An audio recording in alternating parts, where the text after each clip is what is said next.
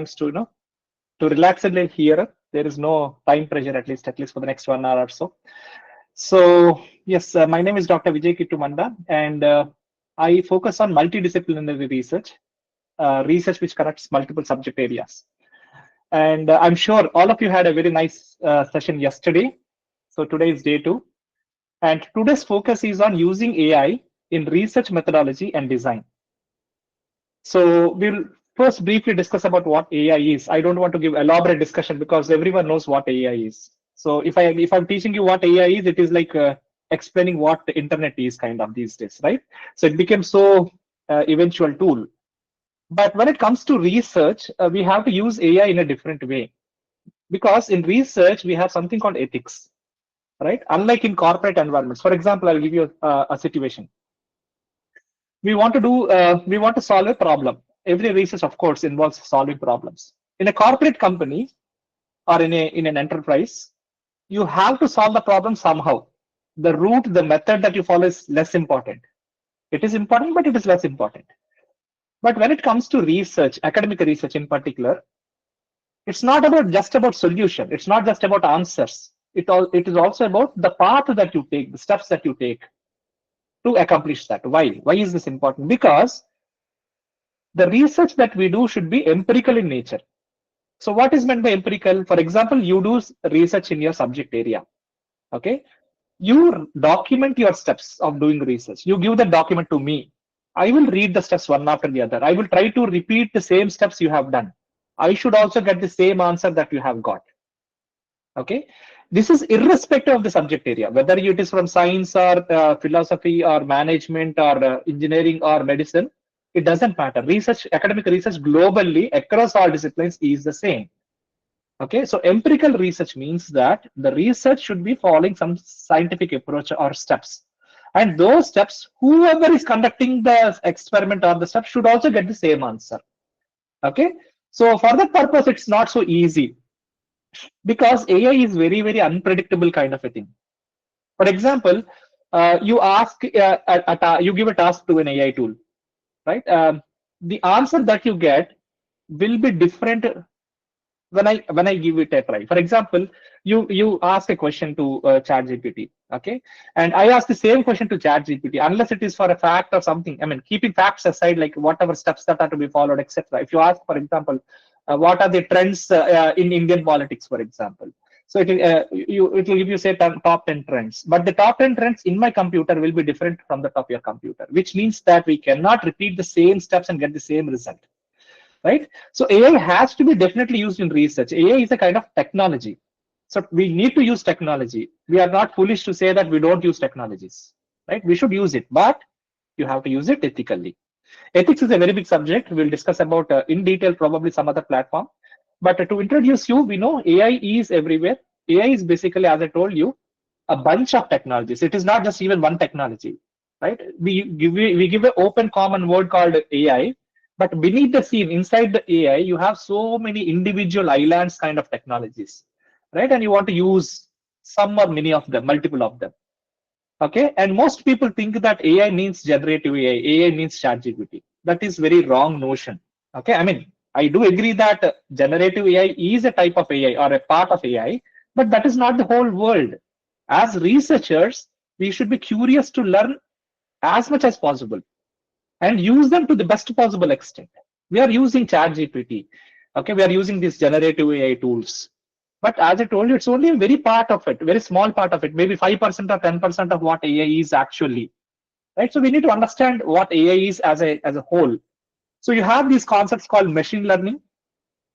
Okay, so in machine learning, what you are doing is you are feeding more and more and more amount of information. And as you keep adding more and more information, it tries to understand it. It looks at the patterns. Okay, it tries to look at the shapes. It looks at the color and slowly tries to understand what it is. Okay, for when you give a compute, when you take a AI system, it doesn't know anything. You are feeding a picture of an apple and saying that this is an apple. Okay, so it tries to understand, okay, anything which is circular in nature is an apple. But when you feed a ball, you're telling the system that this is a ball, this is not an apple because it's not a fruit. Then AI is in a confusion. Now you add another picture of another apple, for example, California apple. or maybe Shimla apple. So as you keep adding more and more photographs of apple, the system learns that, okay, this is what is apple, that is what is a ball, right? It differentiates between them. So that is how you train a machine. The machines are actually learning. Okay. Similarly, you have natural language processing, you have data mining. These are all various technologies within the broad subject of AI, and they definitely help. All these will help us. Okay. And AI definitely helps in academia, whether it is a teacher-student learning things. Like a teacher is trying to teach, so teacher is trying to become a better teacher. A student is using AI tools to become a better student.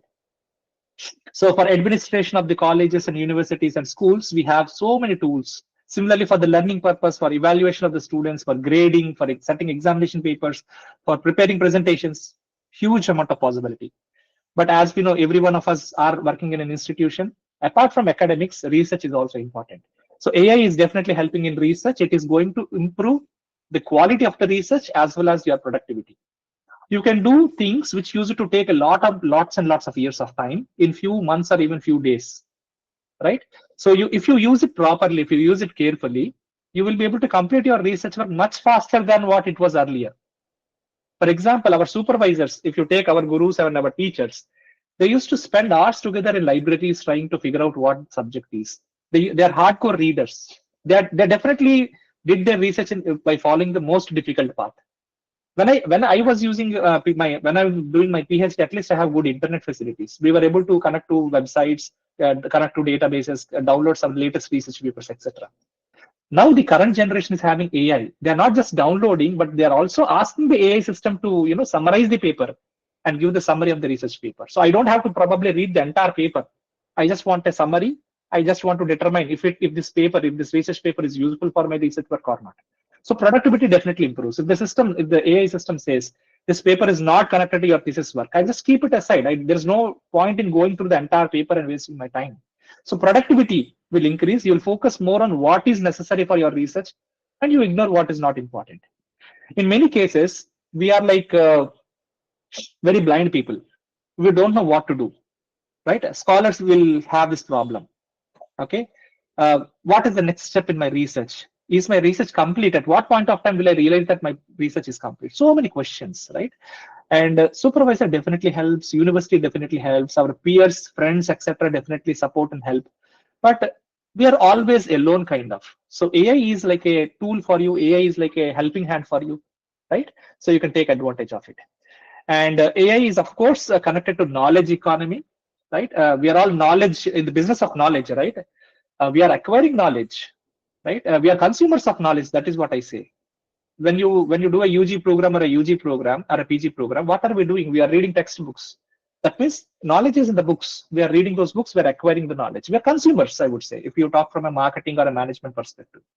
But when it comes to research, you are contributors to knowledge. You're discovering something new. Your research is going to find something new. So you're adding to the body of knowledge. So we are moving away.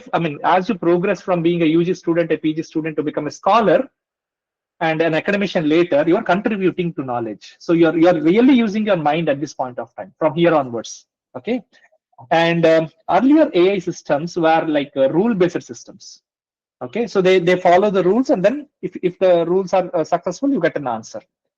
But now the AI systems that we use are not rule-based systems. We are far ahead of those kind of concepts. We are now using deep neural learning, right? Neural networks, reinforcement learning. So many new technologies are available. Okay, and if you think AI is the latest software or the latest technology, you are definitely wrong. AI is almost 100 years old technology. Okay, so the moment we developed a computer, okay, at that point of time, from that point onwards, there is a branch of scientists who are constantly working on trying to make a computer think on its own rather than we commanding or we ordering it to do something. Okay, of course, we ordering the computer to do something, that is commercial application. That is how the whole PC or computer industry evolved. But there is always a branch of scientists who are constantly working on making computers think. Okay, it was, I would say, probably partially successful. It's a constant quest. Elon Musk is behind this artificial general intelligence. What is artificial general intelligence? We want the computers to think and behave on its own autonomously as if it is a human being. That kind of level of thinking is what a computer should have. That is his idea. Okay, so as of late, like for example, in the last 20, 30, 40 years, you have seen so many computer software, especially for research purpose, right? You have commercial software, lots of nice tools are there. SPSS is there, Stata is there, right? Visio is there. So many Atlas.ai is there for qualitative research, etc. So many nice tools are available, and you also have so many free tools also available, which even commercial companies could not beat them. For example, you have this Zotero, wonderful tool for reference management. As a scholar or a PhD, when you write research papers or your thesis work, you have to learn these open source tools also. You have Publish and Perish, for example. You have Google Scholar, for example. You need to use these tools to the best possible extent to get the best of it. And you have to use these tools, especially in this particular decade, for starting from maybe last 3 years or so, we have seen AI driven research. Now you cannot afford not to use AI in your research. That is a situation that we are slowly entering into, right? You need to use AI tools so that you can speed up the process, the workflow. You understand the workflow of doing research, etc. Now, as I told you, we have this machine learning where you are training the computer constantly, right? Then you have natural language processing so that you can ask the questions by typing or by using voice prompts, and it is going to search for you, prepare an answer for you, do some mathematical calculations for you, etc. You have computer vision, so you can probably scan and share a photograph and it will try to do something.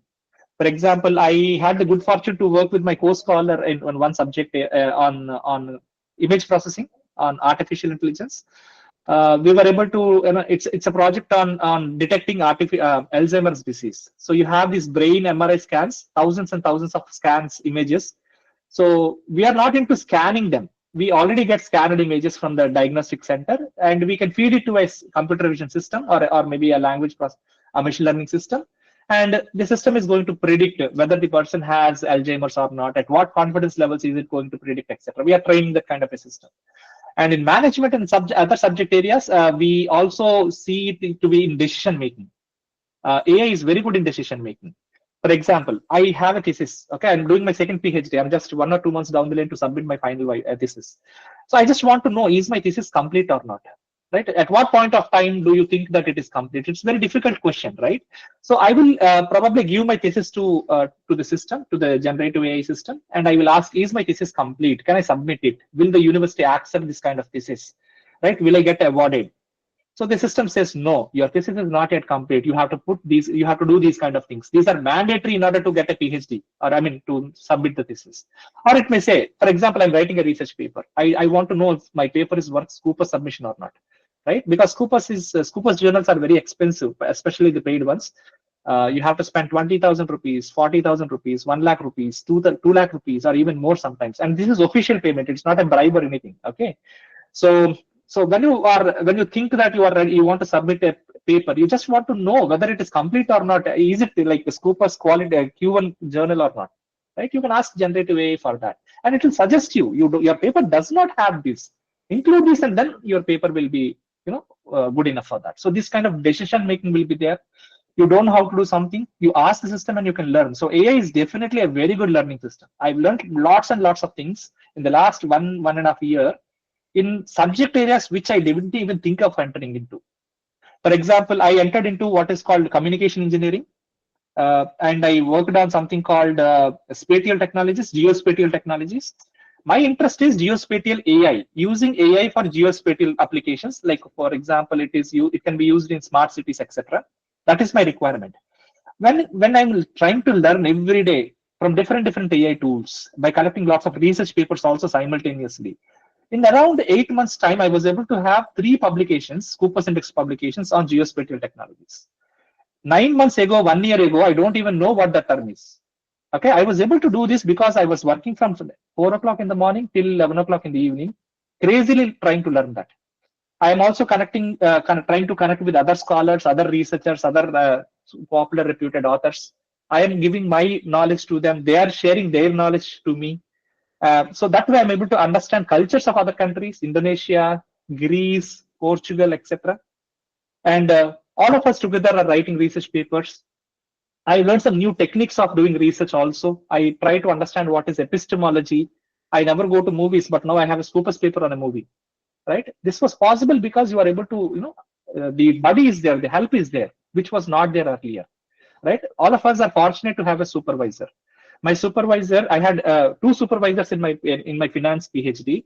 I have one more supervisor now in my computer science. So I have three PhDs in grade supervisors. They are always available to me when I ask a question, but I cannot disturb them at night, right? I get up early in the morning. I don't get sleep also sometimes, just thinking about the research problems, right? I get up at odd times and then start working, because during daytime we have this professional work. We cannot do that. So you have to make some sacrifices, getting up early or staying late at night, or both, in order to complete your PhD work. Otherwise, your office work plus PhD together, it's very difficult to manage and do. So at that time, your supervisor is not available, right? So whom would you ask? So AI is a very nice tool to help you with that. So this what is called era of generative AI is definitely helping us. But you need to understand, generative AI is only one of the many tools. So computer vision is another tool, NLP is another tool, machine learning is also another tool, etc. Right? And you can do some automation wherever you can automate things. AI can do that. Wherever human thinking is necessary, you have to use your brain. So AI cannot write a PhD thesis. In terms of demonstration, it can do, but its PhD thesis document or a research paper that is AI written is more like scrap than any meaningful thing. So use your intelligence. Don't forget to use your brain.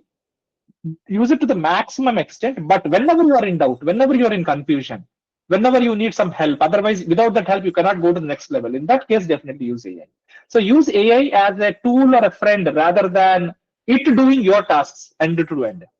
If a AI tool is writing research papers or doing the PhD thesis, what are you doing then? I will give a PhD to ChatGPT, not to you, right?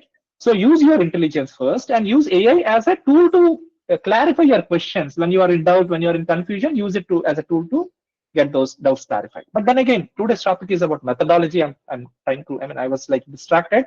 But then again, what is methodology? This is a nice, interesting question. In fact, I was doing another FTP at the same time. It only started yesterday. It was a research methodology workshop for 7 days. So this is the question I often ask or answer.